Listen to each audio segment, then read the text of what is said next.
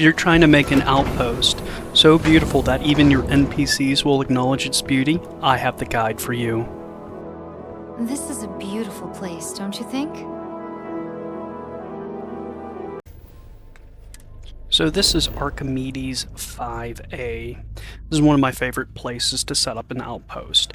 I prefer habitable moons of gas giants. I think they are the most aesthetically pleasing.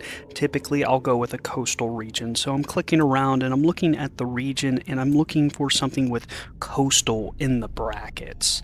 And also, as far as finding the gas giant in the sky, typically these moons are going to be tidally locked, meaning the gas giant's always going to be facing the same side of the moon. So if you find it in the sky, it'll always be in the same area. So that you might have to check different sides of the planet to go ahead and locate the gas giant itself. But once you locate it, you just stick around that area that you have it in the night sky, and from there you're going to be looking for the most aesthetically pleasing spot. Typically coastal regions are great if you can get the gas giant over the ocean. That's going to take a little bit of time and planning and figuring out, which horizon the gas giant is above. That way you can get it so that you find a coastal region that's facing it.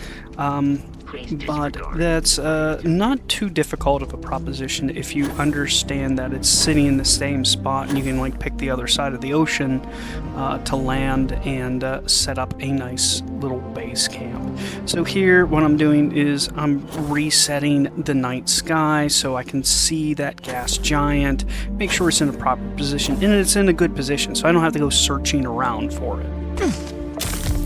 And now that we've found it, I'm going to fast forward the travel to this coastal region. So we're playing this a little bit in fast forward here, just so I can get there quickly, and you don't have to watch 10 minutes of me traveling to the coast. Ultimately, I do not opt for this place. I didn't like the foliage around this area, so I'm changing my mind and I'm going to a hills region. Now I actually did several landings because I'm looking specifically for a lake. So what I'm doing is I'm staying right around the same area and I'm picking and choosing to land in several different spots that are real close proximity because I have that planet in the right area of the sky. And I'm just picking new landing spot after new landing spot until I find something that has a lake region. So I went ahead, I clipped out the multiple landings. It took me about a total of 5 landings to find a tile that does actually have a lake on it. And then you can easily check for lakes by actually checking the map.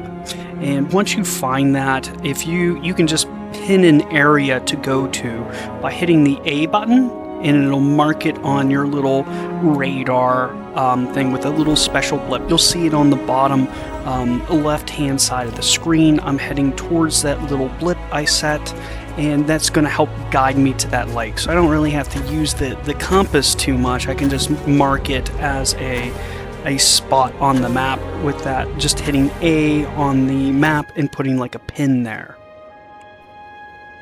And then for this scene, I am fast forwarding it again so we don't have to watch me spend a whole 10 minutes of traveling to the lake itself. But I'm going to go ahead, run out to the lake. I do meet some enemy combatants along the way. Warning, I do have my difficulty turned up all the way, so they're kind of rather difficult. But that's besides the point. Basically, I'm going to go over to the lake, and then I'm going to find a spot around the lake that has a good vantage point of that gas giant. And like I said, that gas giant's not going to be moving around in the sky, so it's going to be in the same spot all the time, and basically have that same view every day I come. The rings might move around a little bit and shift a little bit, but the gas giant's always going to be visible in the spot I choose. So that's what I'm going to do, is I'm just going to run up to this lake, and then once I do get to the lake, I'm basically going to be looking for a spot that has that's on the coast of the lake and has a good vantage point of that gas giant in the lake. So basically I have this lakefront property with this gas giant overlooking it. And this is going to be like the bread and butter for your outpost. And I will also mention, I'm going to put 3 links to my exploration playlist. It's organized by level for you guys. If you need help finding these planets that look spectacular, if you just go through that playlist, like you select the level appropriate area for yourself, there about half of the planets I have listed out are actually habitable planets that orbit gas giants. So I'll list them in the description of this video. So if you're having difficulty finding planets like this, I'm going to have a list, and the list, it basically contains about 15 or so habitable worlds that orbit gas giants that have absolutely stunning views to them. So you'll be able to basically get yourself set up on a gas giant that's level appropriate for you.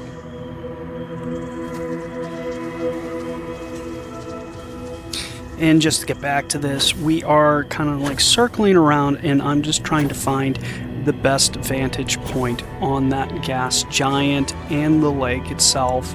So I have like this lakefront property that is being overlooked by this gas giant. And then from there, to set up the outpost itself, you're going to hit your scanner button and then hit the X button, and that's going to put down the outpost beacon itself. So that'll be your outpost. From there, I'm going to look around and look at what resources happen to be in that outpost region. So it happens to be iron, and then from here I'm basically going to cut out and I'm going to buy a bunch of stuff to basically build this place.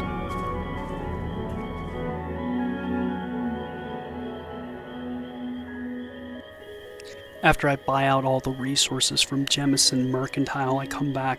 The very first thing I'm going to do is build extractors for iron. I don't need a ton of them, I just need 2. I'm going to build them towards the back of the base so that they're not kind of in the view. And then I'm going to build some power generation. I'm using windmills, but you can use different things depending upon what planet you're on.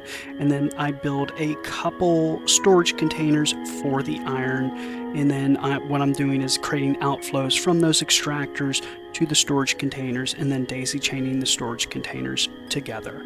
And then from there, we're going to build our landing pad, and I make sure the landing pad is facing the lake. That way, when I exit my ship, I'm facing that view. That's kind of going to be crucial. It makes things a lot more aesthetically pleasing when you're exiting your ship and you're coming off right to that view.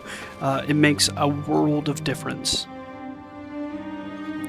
And we also put a transfer container. The transfer container, I put that in between where I plan on putting the habs and my landing pad.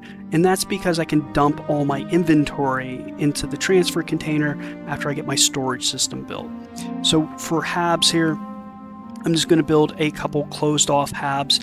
They're going to be the first layer of habs I have, and then behind this we are using those hydroponic habs.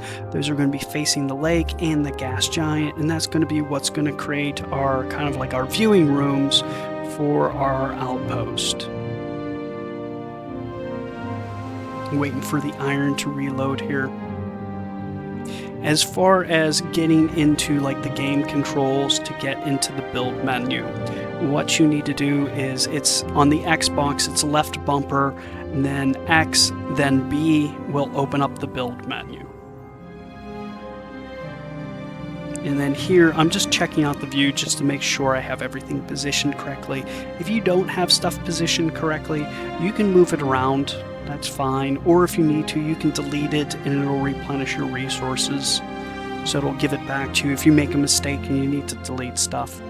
But after I get this all built out, I'm going to go ahead and I believe I start furnishing this. Yeah, I'm going to get my crafting tables down. So this is going to be, it's kind of like the main point of your outpost, is you can have all your crafting tables here. And if you do have your crafting tables in your outpost, 1, you can access your Outpost inventory from those crafting tables, and 2, you can access your ship's inventory and your personal inventory. So if you have crafting tables at your Outpost, essentially you can access your resource inventory from all 3 layers of your inventory management system: your Outpost, your personal, and your ship's inventory. So after I get all these crafting tables down, I believe I'm going to start furnishing out these rooms. Now, it's not necessary.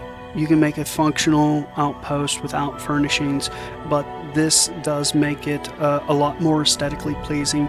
And basically what I'm trying to do is add clutter to the outpost to make it look like it's actually lived in.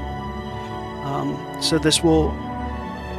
It greatly impacts the livability of your outpost. It makes it look like it's lived in. It'll make it look...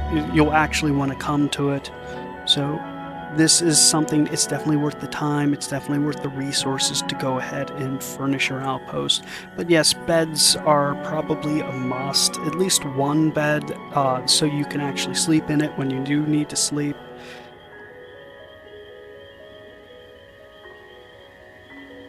And do not be afraid to kind of like take breaks and look around and look at what you're building, make sure you're building it correctly. But this right here is going to be the most crucial part of your outpost. This makes it functional. This is the outpost management system here. So I'm creating outflows from the transfer container to these solid storage containers. And what I'm doing is going from the transfer container to the containers, and I'm daisy chaining the containers together. So in effect, what happens is when I get off my ship, I can go to that transfer container, and when I'm in that transfer container, I can access my ship's inventory, and I can dump the resources tab into it, and it's automatically going to sort it into the corresponding storage containers. So that's kind of like really crucial. It makes the outpost functional for storage. If your outpost is functional for storage, you'll actually come here. So that's going to give you the ability to basically just dump your whole entire ship's cargo hold into that transfer container. It'll automatically store your stuff into storage containers.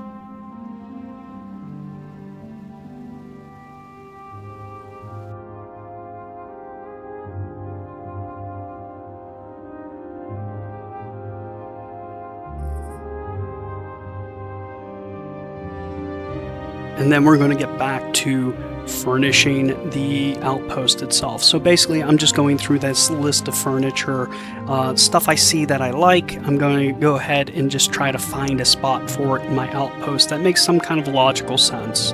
Like we wouldn't want a gaming table right next to the beds.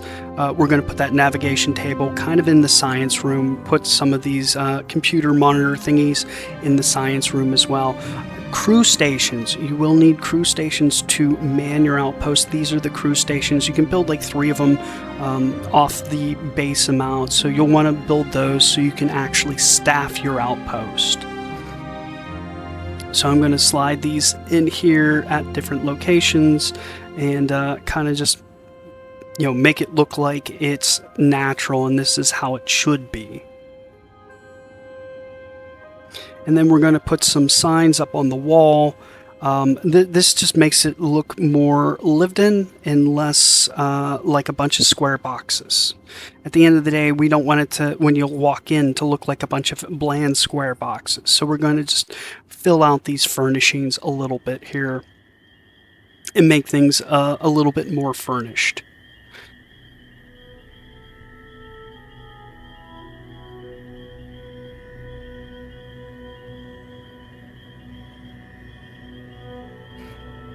Add a sink to the kitchen because it makes logical sense that if you have a kitchen, you should have a sink to wash your hands in.